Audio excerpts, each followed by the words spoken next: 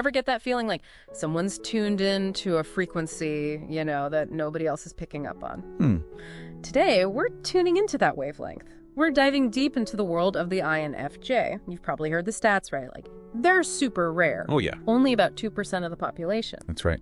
And, this article, it does a really good job, I think, of unpacking why that rarity is just so fascinating, Totally. Yeah, the first thing that jumped out at me reading this was how INFJs, it's almost like they operate on a different level. Like they're picking up signals the rest of us just totally miss. And there's a reason for that. Yeah. It all comes down to intuition, which is essentially the INFJ's superpower. It's less about concrete facts and more about understanding the essence of things, especially when it comes to people. So it's not just about being observant, it's deeper. Exactly. Think of it almost like a sixth sense for patterns and possibilities.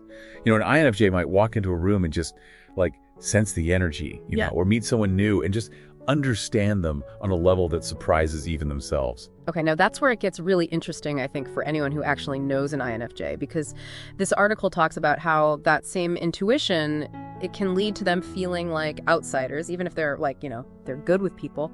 Why is that? It's a paradox, right? They crave this deep connection, but at the same time, imagine constantly seeing these things that other people just miss, sensing undercurrents that nobody else is acknowledging. It can be, isolating. It's like they're speaking a language most people haven't learned yet. Yeah. Which actually makes me think about something else this article brought up, and it's this whole INFJ and perfectionism, procrastination struggle. Is that tied to intuition as well, do you think? It can be. Because INFJs are so tuned into all these possibilities, right? Yeah. They often see every angle, every potential flaw in their own work, I get that. That drive for excellence, it's a strong one. But sometimes that awareness can be overwhelming, and then procrastination sets in. Yeah, so it's like they're frozen by the fear of not getting it, exactly right, which ironically makes them feel even more behind. Precisely. The key for INFJs is finding that balance between striving for excellence, which is a fantastic quality, but also learning to embrace imperfection, just as part of the process. Easier said than done, I'm sure. That probably takes a lot of self-awareness. But on the flip side, even though INFJs have these intense inner worlds, the article also highlights how warm and approachable they are. Yeah, and that warmth, it's not accidental. It comes from a genuine place, a deep desire for connection. That reminds me this one time, this one time I was venting to a friend, an INFJ, about this whole work thing. I was so stressed, but she just listened, no judgment. Yeah. And by the end of it, I felt like I'd unloaded a ton of bricks. Yeah, that's so interesting you say that because it really tracks with what the article talks about, that INFJ feeling function. Oh, interesting. And it goes beyond just listening. They're tapping into this deep well of empathy. It's why people feel so seen by them. It's not just that they're picking up on what you're saying, but what you're feeling. Yeah, exactly. It's they have this emotional intelligence radar that's always on. Wow. They pick up on these subtle cues, the unspoken things, and they genuinely care. Right? Yeah. About understanding your experience. Which makes sense, given the article calls them emotional sponges. That sounds kind of intense, though. It can be. While that empathy is, like we said, a superpower, it also means that they absorb the emotions around them, almost like osmosis, Oh, wow. Someone's joy becomes their joy. Yeah. But someone's stress, see where I'm going with this. Definitely a double-edged sword. On one hand, you connect on this, deeper level. But on the other, you're carrying the weight of all those emotions, too. And that's exactly why this article, it emphasizes how important boundaries are for INFJs. Yes. They have to be so mindful of what they're exposing themselves to, create that space to process, and prioritize self-care big time. It's like they need time to, recharge after being tuned into everyone else. Yeah. Speaking of, the article also talks about how even though INFJs are stereotyped as shy, they actually crave connection. Right. And it's so crucial to understand that being introverted for INFJs, it's not about being antisocial at all. Right. They love those meaningful relationships. But that being said, they recharge in solitude, drawing energy from those rich inner worlds of theirs. So it's not about avoiding people, but just finding that sweet spot. right? Between connecting with others and honoring that need to like process and recharge solo. Exactly. And you know, that need for solitude, it actually ties into another INFJ hallmark the article dives into, which is their future-focused nature. Okay, so we've got intuition, empathy, this need to recharge. So where does being future-focused fit in with all of that?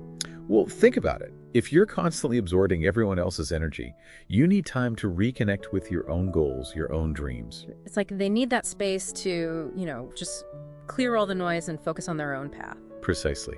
And it's not that INFJs aren't present, it's just that they're wired to see potential, Yeah. both in themselves and in the world around them. And I see. That's a powerful driver in their lives. It's like they have this vision board on loop in their mind. Right. And speaking of visions and expressing themselves, the article mentions that INFJs are often drawn to writing. So what is it about putting pen to paper or fingers to keyboard these days that appeals to them so much? I think it goes back to that feeling misunderstood thing we were talking about. Writing gives them this space, to articulate those thoughts and feelings in a way that feels, safe, controlled. Because in conversation, it's easy to get sidetracked or feel like you're not being fully understood. Exactly. Yeah. Writing allows them to really explore all the nuances of their ideas, their own unique perspective, without interruption or the pressure to simplify things for others, And if you think about it, a lot of INFJs throughout history, writers, artists, even some leaders, they're known for their insights into the human condition. You know what I mean? Absolutely. And it's not just about being good with words, right? It's about having something meaningful to say, something that resonates on a deeper level. Right, yeah. It's deeper than that. So it's almost like writing allows INFJs to bridge that gap between their inner world and the world outside, to connect with others in a way that feels truly authentic to them. Exactly. And that brings us to another fascinating point the article makes, which is that INFJs, they often thrive when they can work independently or maybe in small trusted groups. Right. Yeah. Which makes sense given everything we've said. They need their space to tap into their intuition, to process all that emotional input, to, bring their unique vision to life. Precisely.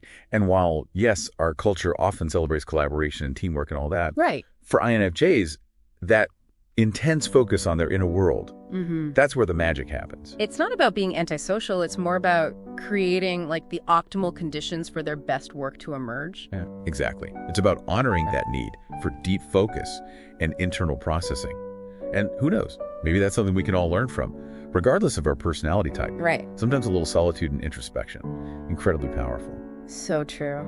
So to wrap things up, it seems like understanding INFJs is all about appreciating these seeming contradictions, right? Yeah. They crave connection, but also solitude. They lead with their hearts, but they also have these brilliant minds.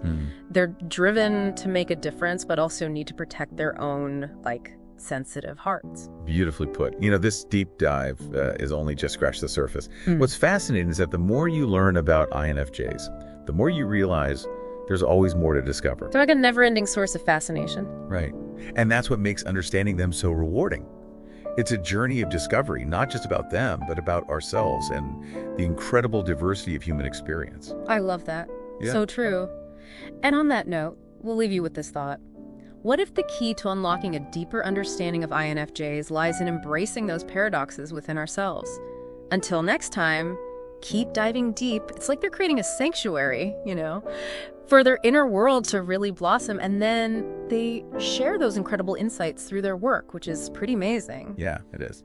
And speaking of insights, one thing that really stuck with me from the article was this whole idea of INFJs being drawn to people who need help. It's like they have this innate desire to make a difference in the world. Absolutely. And, you can actually see this play out in their careers too. INFJs are often drawn to professions where they can have a direct positive impact. Things like counseling, teaching, social work. That makes a lot of sense. I mean, they're natural empaths, deep thinkers, and they genuinely care about making the world a better place. So Exactly. Although the article does mention, and this is interesting, that this desire to help, it can sometimes, lead INFJs down a bit of a tricky path. Oh, how so? Well, because they feel things so deeply, they can be susceptible to taking on other people's burdens. Right. And that can lead to burnout if they're not, careful. It's like they need to balance that desire to help with setting really healthy boundaries for themselves. Precisely. And that's where self-awareness is so crucial.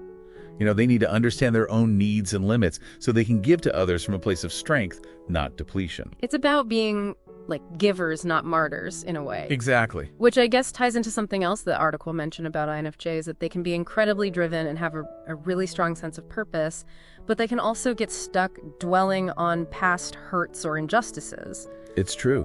That deep empathy they have, it extends not just to other people's experiences, but to their own too, Right. And because they process emotions on such a deep level, past experiences, especially the negative ones, those can have a really lasting impact. So how do INFJs, navigate that? How do they reconcile that strong sense of purpose with the potential for, those past hurts to hold them back? Well, it all goes back to that self-awareness and self-care that we talked about earlier.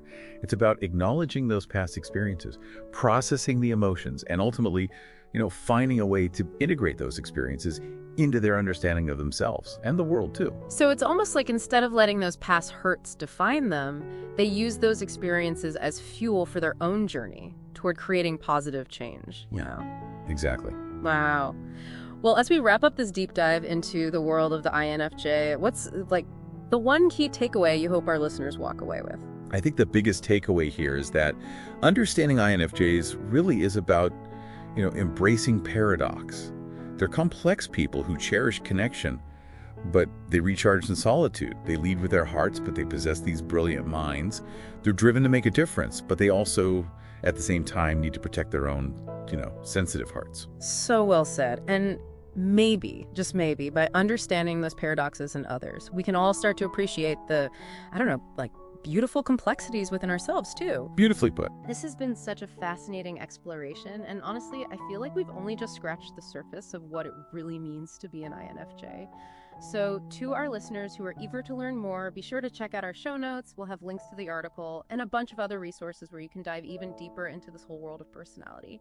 Until next time, keep those minds curious, and remember, the most fascinating journey is the one within.